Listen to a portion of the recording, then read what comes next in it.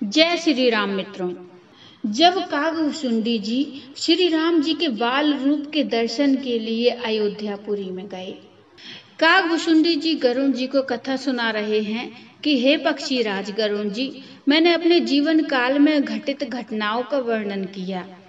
अब मैं तुम्हें सुनाता हूँ कि मुझे भी एक बार यह भ्रम हुआ था कि शायद राम जी भगवान नहीं हैं, और मैं ऐसा मानता हूँ कि यह भी भगवान की ही एक माया थी, क्योंकि मैंने सदा निर्गुण ब्रह्म का खंडन किया था। मैं एक ही बात कहता था, पहले भगवान के दर्शन करूंगा, फिर ज्ञान को समझूंगा। अब मुझे भगवान के दर्शन हो चुके थे। संत कहते हैं कि ऐसे लोगों के प्रेरणा स्रोत भी स्वयं भगवान ही होते हैं।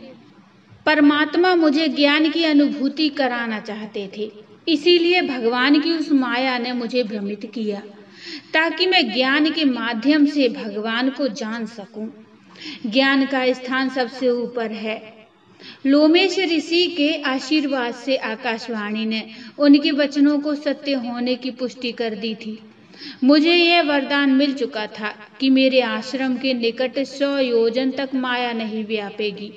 किंतु जब मैं राम जी की बाल लीला को देखने, श्री राम जी के बाल रूप के दर्शन करने के लिए अयोध्यापुरी गया, तब भगवान की उस माया ने मुझे भ्रमित कर दिया। मैं अपनी मूर्खता की बातें तुम्हें बताता हूँ। राम कृपा आपन जड़ताई, कहूँ खगेश सुनहु मन लाई।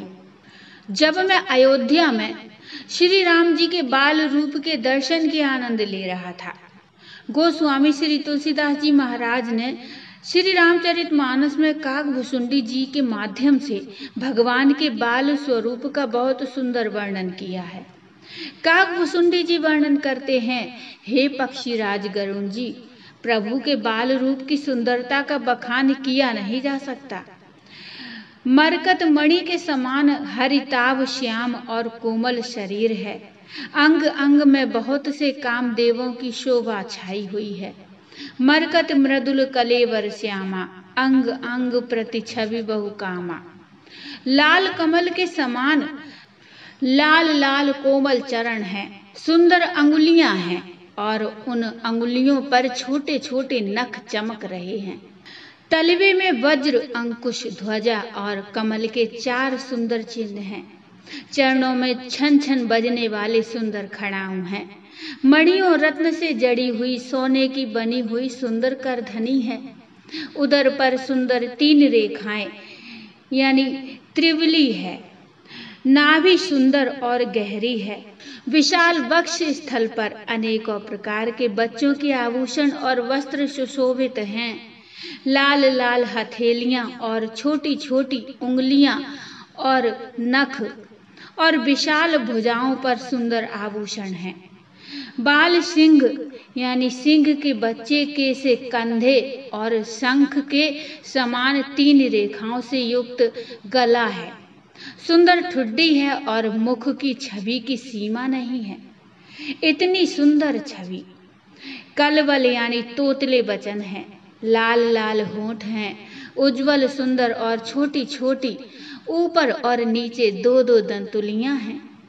सुंदर लाल मनोहर नासिका और सब सुखों को देने वाली चंद्रमा की किरणों के समान मधुर मुस्कान है।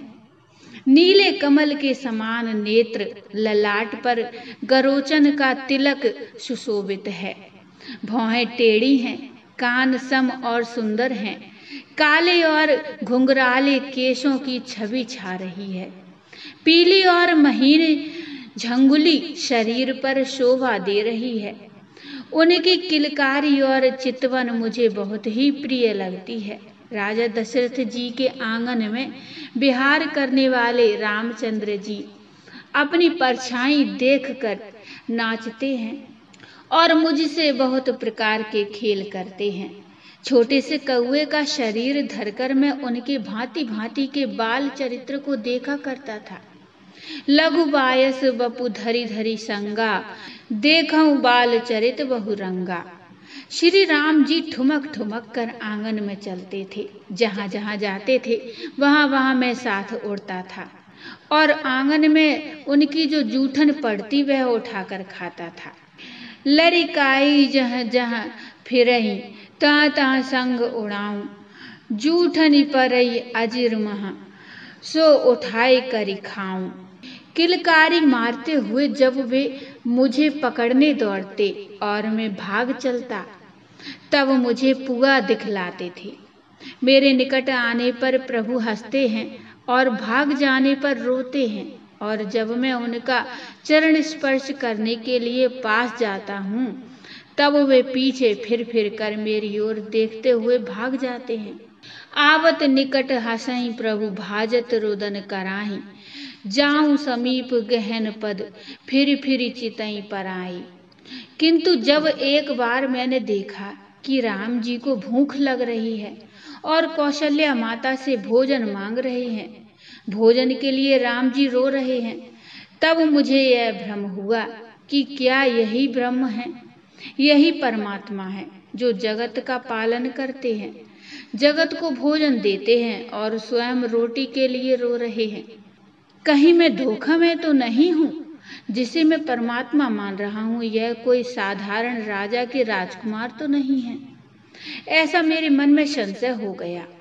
मेरे मन में इस तरह का संशय आते ही रघुनाथ जी की वह माया मुझ पर छा गई।